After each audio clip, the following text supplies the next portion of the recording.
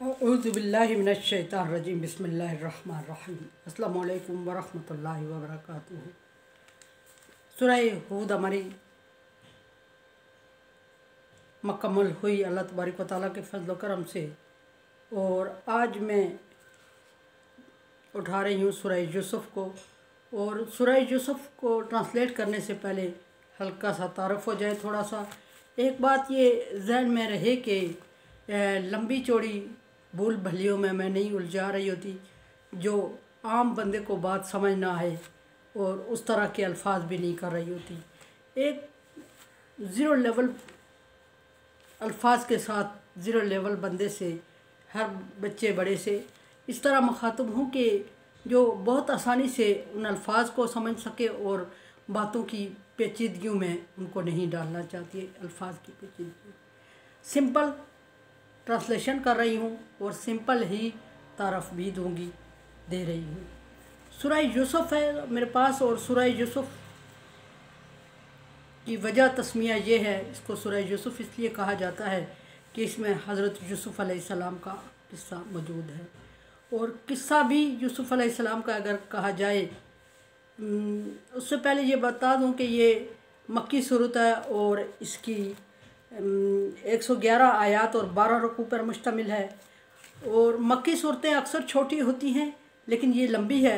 लेकिन जो सूरत डिवाइड करने का एक तरीक़ाकार है वो ये है कि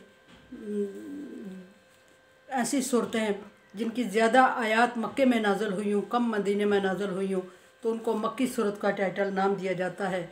और इसी तरह जिनकी ज़्यादा आयात मदीने में नाज़िल हुई हूँ तो इनको मदनी सूरत कहा जाता है। इसमें दोनों तरह की आयात होती है, मिक्स होती है वो सूरत। कुछ आयात मक्के में नाज़िल हुई होती हैं और कुछ मदीने में नाज़िल हुई होती हैं। सूरह यूसुफ़ का भी यही हाल है। और सूरह यूसुफ़ में वजह तस्मिया बता दिया कि यूसुफ़ अलैहिस्सलाम का किस्सा बयान है। यूसुफ़ अलैहिस्सलाम का किस्सा मामूली तौर पे या जिस तरह आम पैगम्बरों का छोटा सा एक किस्सा बयान हो जाता है उस तरह का नहीं, बल्कि इंसानी ज़िंदगी का एक पूरा पैटर्न मौजूद है। हर वो दुख, हर वो मसाइब, हर वो मुश्किलात, हर वो आसानी, हर वो स्टेटस, हर वो ज़िंदगी का लम्हा, हर एक चीज़ को खुल के यूसुफ़ अलैहिस्सलाम की ज़िंदगी का बयान किया गया है। और बिलाशुबा लोगों ने इसको खूबसूरत तरीन किस्सा, मुफस्सिरीन ने इसको लिखा है कि कुरान पाक के किस्सों में से खूबसूरत तरीन किस्सा है। मैं कहती हूँ सो दुखी, इंतहाई दर्दनाक और इंतहाई दर्दमंद और इंतहाई दुखी कर देने वाला किस्सा मौजूद है। और ऐसा किस्सा कि जिसको हूबहू कुरान पाक ने एक एक हर्फ डिस्कस किया है, जिसको हमने कहीं और रवायात से या कहीं और से, कहीं आसास से, कहीं क्यास से, कहीं किसी बात को नहीं समझाना पड़ा, बल्कि टोटल अल्लाह तबारक व तआला ने कुरान पाक की ज़बान में इसको बयान करके हमारे ऊपर एहसान फरमाया। इसलिए कि ज़िंदगी में वो तमाम मुश्किलात, वो तमाम खुशियाँ, वो तमाम पहलू, वो तमाम दुख, वो तमाम दर्द, वो तमाम रिश्ते, वो नाते, वो बहन, वो भाई और वो वालिदैन और वो एक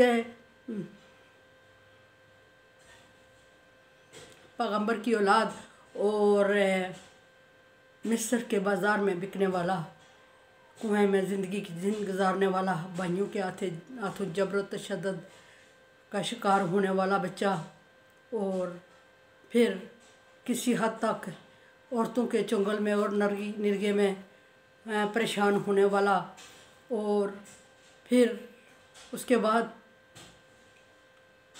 कैद बंद की सोबतें बर्दाश्त करने वाला पैगम्बर, और उसके बाद बादशाह वक्त तक की ज़िंदगी। नबी सल्लल्लाहु अलैहि वसल्लम की हिस्ट्री में ये तमाम चीज़ें मौजूद हैं। और यूसुफ़ अलैहिस्सलाम की हिस्ट्री में कि ज़ीरो लेवल से एक चरवाई से शुरू हुई, नबी सल्लल्लाहु अलैहि वसल्लम की कुछ ज़्यादा मसाइब का शिकार रही, क्योंकि ख़ानदान कुरैश के एक मोतबर और मुअज़्ज़ज़ घराने में आपकी पैदाइश हुई थी, लेकिन आप यतीम पैदा हुए। ये बड़ा दुखी सीन था। और यहाँ उसके अगेंस्ट है थोड़ा सा, और वो ये है कि एक पैगम्बर और बादशाह के घर पैदा होने वाला مصر کے بازار میں بکتا ہے، بھائیوں کے ہاتھوں ذبح ہوتا ہے، اور مصر کے بازار میں نیلام ہوتا ہے۔ یہ قصہ اس میں دکھی قصہ موجود ہے، میں اس کو دکھی کہوں گی۔ حضرت یعقوب علیہ السلام کی اولاد میں سے تھے، اور یعقوب علیہ السلام کا لقب اسرائیل تھا۔ یہ فارسی کا لفظ ہے۔ اسرا کا مطلب ہوتا ہے بندہ، اور ایل کا مطلب ہے اللہ۔ حضرت یعقوب علیہ السلام کا یہ لقب تھا اسرائیل، اور یعقوب علیہ السلام کی 11 بیویوں میں سے اولادیں تھیں، اور 11 اولادیں ذکر ہو رہی ہیں جو نامینیٹڈ تھیں۔ بڑا یہودا تھا، اور ہر بیوی سے 2 بیٹے تھے یعقوب علیہ السلام کے، اور جو سب سے آخر میں تھے یوسف علیہ السلام، اور یوسف علیہ السلام کے بعد تھے سب سے آخر میں سیکنڈ لاسٹ میں یوسف علیہ السلام تھے، اور یوسف علیہ السلام کے ساتھ یوسف علیہ السلام کے منجائے جو تھے، جو یوسف علیہ السلام کی ماں سے تھے، وہ تھے بنیامین۔ ان کا ذکر ہے اس میں۔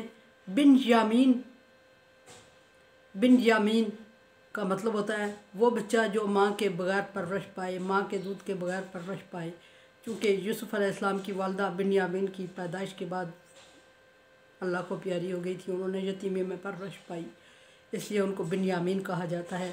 یوسف علیہ السلام بہت چھوٹی ایج میں باپ کے حوالے تھے، اور ماں کے بغیر زندگی گزاری تھی، اور چونکہ یوسف علیہ السلام کے باپ حضرت یعقوب علیہ السلام یوسف علیہ السلام سے باقی بچوں کی نسبت زیادہ پیار کرتے تھے، اور کرنا بھی چاہیے تھا، کیونکہ ان کے سر پہ ماں کا سایہ نہیں تھا، جس وجہ سے یوسف علیہ السلام کے بھائی باقی جو اچھے خاصے شہزور اور خوبصورت اور جری جوان تھے، وہ اس چیز سے جیلس ہو گئے، اور انہوں نے یوسف علیہ السلام کو مختلف علم بانوں سے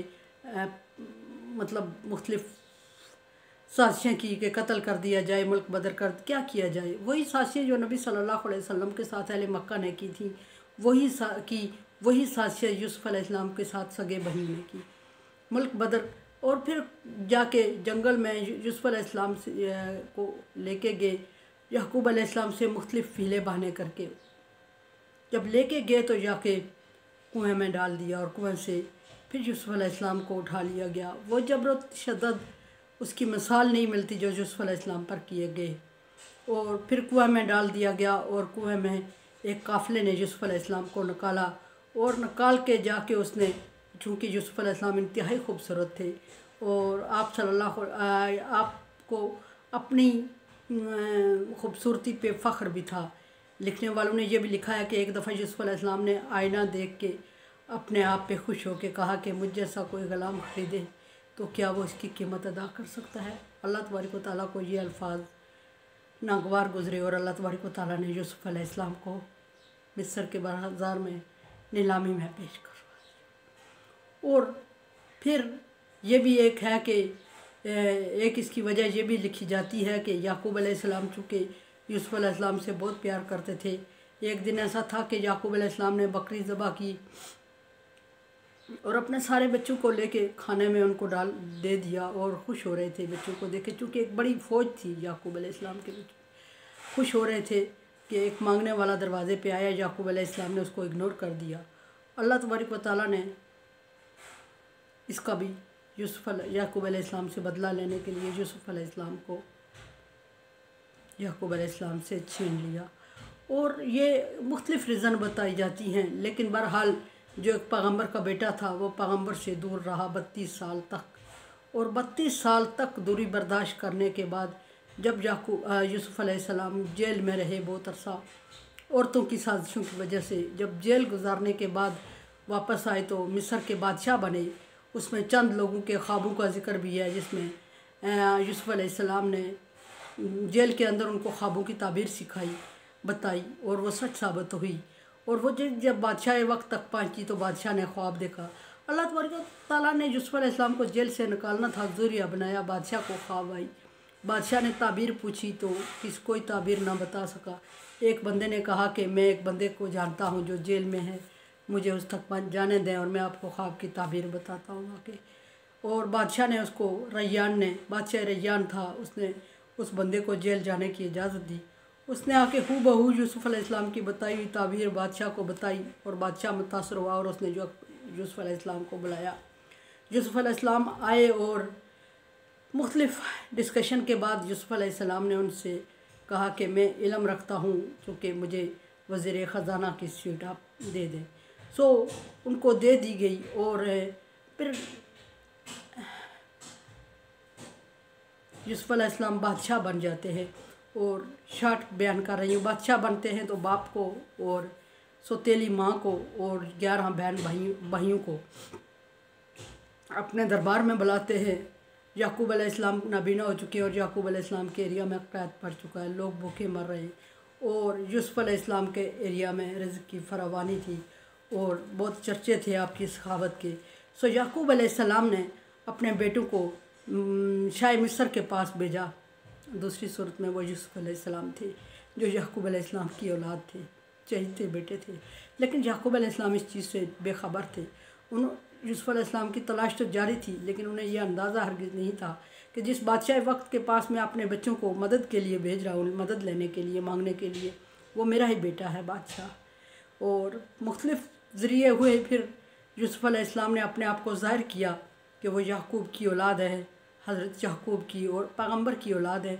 और भाइयों पे ये बात ज़ाहिर की कि क्या तुम्हें पता है कि तुमने अपने भाई के साथ क्या तशद्दुद, क्या ज़ुल्म किया था। और भाई शर्मिंदा हुए। यूसुफ़ अलैहिस्सलाम की मौजूदगी की या ज़िंदगी की ख़बर जब याकूब अलैहिस्सलाम तक पहुँची तो अल्लाह तबारक व तआला ने नाबीना पैगम्बर की आँखों में नाबीनाई लौटा दी।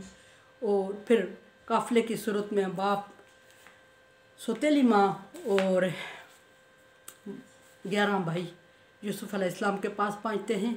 और अल्लाह तबारक व तआला के हुक्म के मुताबिक यूसुफ़ अलैहिस्सलाम ने बचपन में ख्वाब देखी थी कि जिसमें 11 सितारे, सूरज और चाँद यूसुफ़ अलैहिस्सलाम को सजदा कर रहे। और ये ख्वाब बनी थी यूसुफ़ अलैहिस्सलाम और उनके भाइयों के दरमियान साजिशें करने के ज़रिया बनी थी। और यूसुफ़ अलैहिस्सलाम के भाई चूँकि पैगम्बर की औलाद थे, उन्हें समझ आ गई थी कि यूसुफ़ अलैहिस्सलाम किसी बड़ी सीट पे फाइज होने वाले हैं। उन्होंने यूसुफ़ अलैहिस्सलाम को अपने रास्ते से हटाने के लिए खेल खेला था। आज जब मिस्र में पहुँचते हैं तो मिस्र के दस्तूर के मुताबिक सजदा ताज़ीमी होता है, बादशाह को होता था उस वक्त। सारे भाइयों ने और सौतेली माँ ने और बाप ने यूसुफ़ अलैहिस्सलाम को सजदा किया। सजदा ताज़ीमी मुराद है वहाँ भी, हालांकि शरीयत मोहम्मदिया में जायज़ किसी सूरत में भी नहीं है, लेकिन उस वक्त सजदा ताज़ीमी जायज़ था।